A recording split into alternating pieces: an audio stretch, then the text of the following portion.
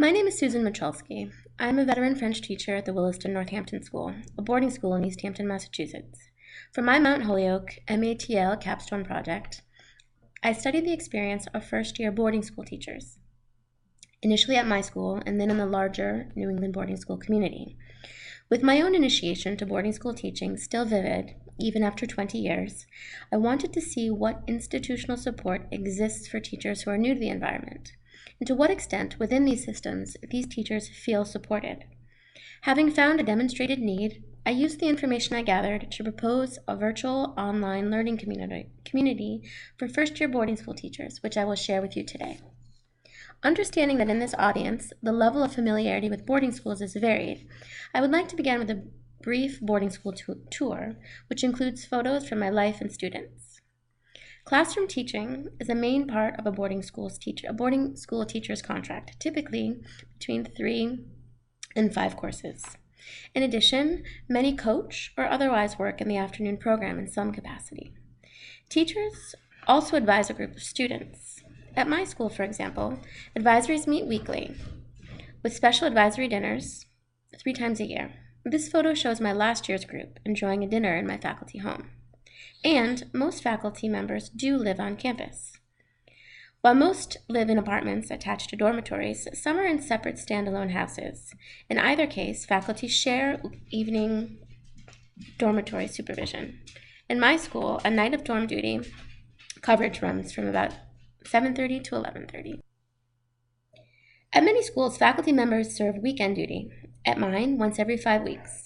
Residential faculty spend the weekend supervising a dormitory, while the non-residential team is tasked with transportation to and coverage of student events, like this recent paint and snack event. Finally, in addition to regular faculty and department meetings, residential teaching faculty also attend formal residential life dinners, like this one, a handful of times a year. While full, this boarding school life is tremendously rewarding. Some of what I enjoy most include small classes and autonomy within them. Faculty housing is provided as part of the compensation package. This is my Honors French 2 class earlier this year preparing a debate in my dining room. Community workshops, which allow you to work with students outside of your classes, sports, and dorms, like at this cooking workshop I recently gave. The bonds formed in this community extend outside the classroom. And the close network of faculty and families means a built-in tribe, support, and friendships, especially among faculty children. Faculty and their families are welcome at a wide variety of campus events. It is the norm for faculty and students to interact across campus in a wide array of ways. This means that students often become an extension of your family.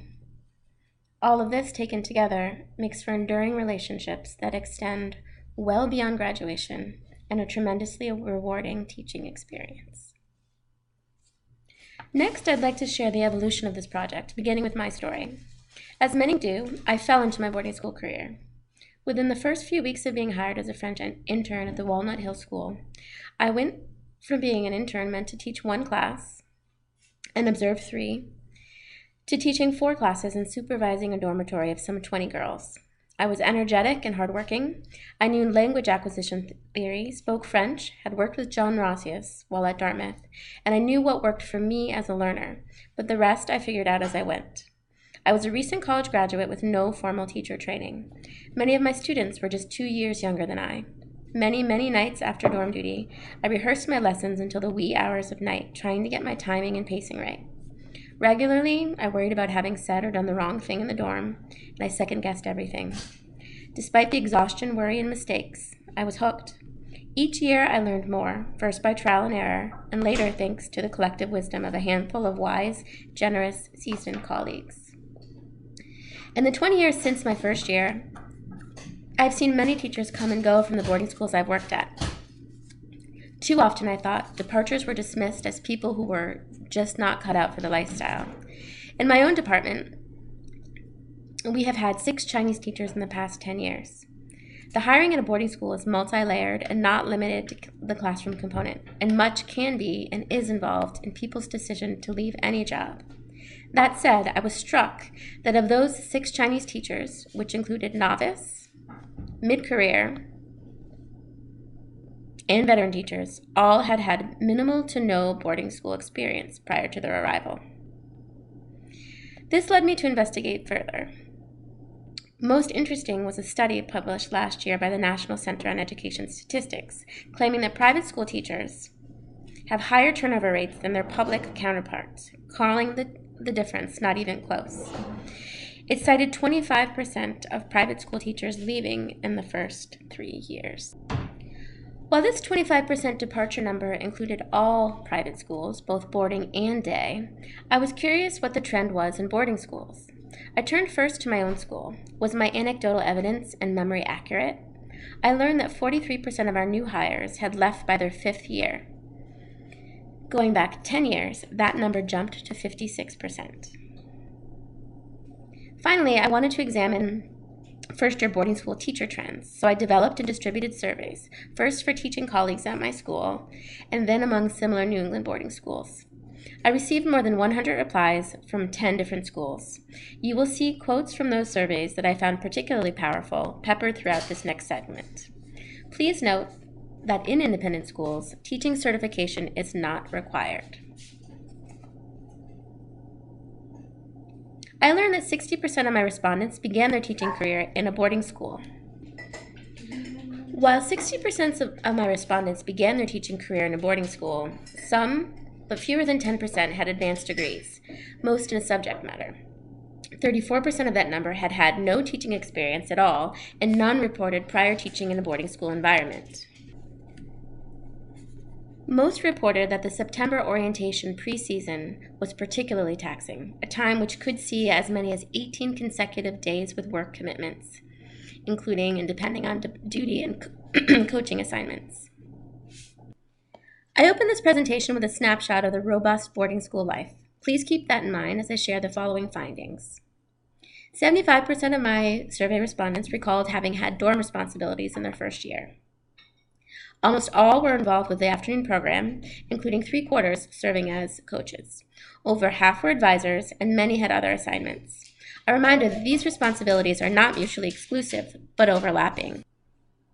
Given these overlapping assignments, and the lack of previous boarding school experience, I wondered about the first-year classroom teaching role.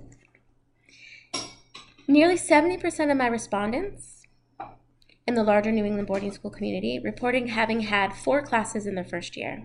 As you can see, with over half with 2 or 3 separate class preps. The first year of any new job is challenging. You'll recall that 60% of my respondents began their teaching career at a boarding school, and that over half did so with no prior teaching training at all.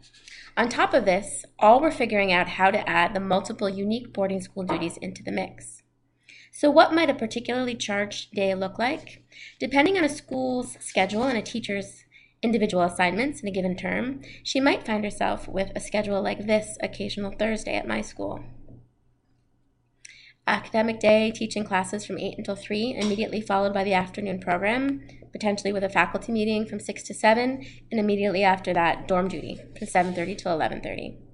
And all of this while trying to navigate how to teach and manage a classroom for the very first time. With days like this in mind, I wondered about the support that these new teachers had. Did they have mentors? Were they taught the tricks of the trade? Did they feel more supported than overwhelmed? Just over 44% of my survey respondents, who ranged from teachers still in their first year to 30-year veterans, reported having been assigned a school-assigned mentor, which I found encouraging. However, of those with mentors, including teachers still in the first 5 years of their career, about half said they did not formally meet with those mentors. Given the trend of limited experience for first-year boarding school teachers and the unique layers added by the residential component of the job, I wondered how much time new faculty members had worked on the craft of teaching and teaching in a boarding school during their first year. I entered the responses I received into a word cloud, with the size of the words representing the frequency of reply. As you can see, the replies were clear. Over 56% reported having had no such formal conversations, and of the 40% who had a school-assigned mentor, Less than 1% reported weekly to monthly contact. I discovered that by and large, first-year boarding school teachers, and even those who had taught for many years in a different kind of school previously, still reported feeling underprepared and overwhelmed during their first year. Even those at my school who participated in one of the increasingly popular boarding school teacher summer boot camps. While a good start, teachers are hungry for more information and support during their first year, once they are living the actual work. How then can the larger boarding school community better support its first-year teachers? I propose the following virtual online program for first-year teachers, first-year boarding school teachers, which will have a mentoring and academic coaching focus. What is it? It will meet 6 times a year, be based on the typical boarding school calendar, and be absent of all evaluation from superiors. It will be Zoom-based, likely on a Sunday, so as not to conflict with sports and Saturday classes. It will pair veteran and novice boarding school teachers from different schools, allowing group and paired discussion, providing the needed support.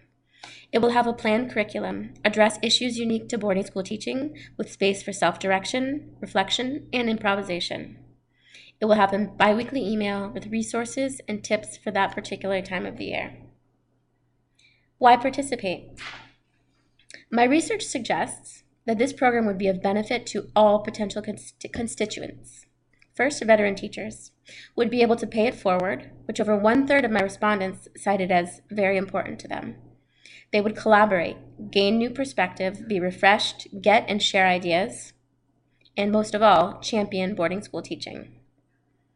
The novice teacher would troubleshoot, learn tricks of the trade, many of which go unsaid or are otherwise learned by trial and error, collaborate, start to perfect their craft, avoid burnout, and get to meet new colleagues. A program such as this might rely on participating schools to promote it, but of what benefit would it be to them? First, schools would save money. The Southern Association of Independent Schools makes a conservative estimate that teacher turnover costs $7,500 per teacher. My school's example of the 20 out of 45 teachers leaving in the last 5 years amounts to $150,000, a sum which could go elsewhere towards students, programs, or facilities. As with resources, students would save time if they outsource this work. Schools would save time if they outsource this work, improve teacher satisfaction, have less attrition, demonstrate a commitment to its teachers, which was regularly cited in my surveys as both lacking and essential, and in turn separate themselves from competitor schools. This would logically lead to improved teacher morale and continuity in academic programs. Finally, this program would help create better prepared teachers, happier students, and more satisfied parents. Based on my experience and that of the boarding school colleagues I surveyed, I propose the following topics in which concrete strategies will be shared. First, boarding school year 1, what I wish I knew. This will include what the novice teacher is curious about, as well as what the veteran teacher wishes she had known. 2, planning for the unexpected in the classroom, which is particularly relevant in the boarding school where school is home and home is school. 3, reading your school culture and finding your place in it. 4, strategies for keeping sane, or how to say no when yes is expected. Repeatedly, respondents offered the advice of take time for yourself, which is easier said than done. We will explore strategies of how to carve out said time and without sacrificing the quality of your work. 5, the unsaid at a boarding school. So much of the boarding school culture is passed down informally, yet it is essential. We will look at this together.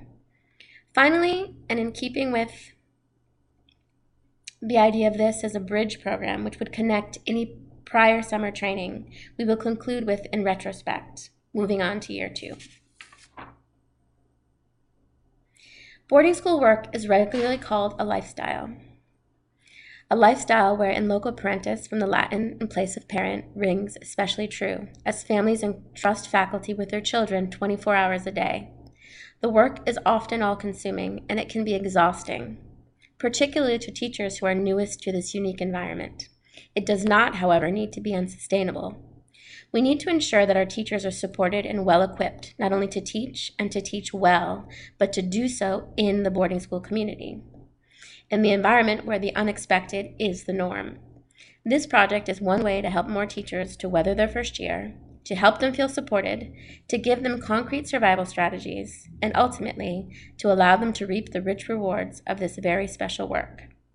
Our students, our classes, and our schools will all be better for it.